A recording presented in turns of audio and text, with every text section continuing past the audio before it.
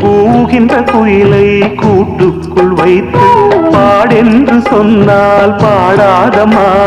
சோலை மயில் தன்னை சிறை வைத்து கூட்டி ஆடென்று சொன்னால் ஆடாதம்மா. நாள்தோறும் ரசிகன் பாராட்டும் கலைஞன் காவல்கள் எனக்கில்லையே. சோகங்கள் எனக்கும் நெஞ்சோடு இருக்கும் சிரிக்காத நாளில்லையே.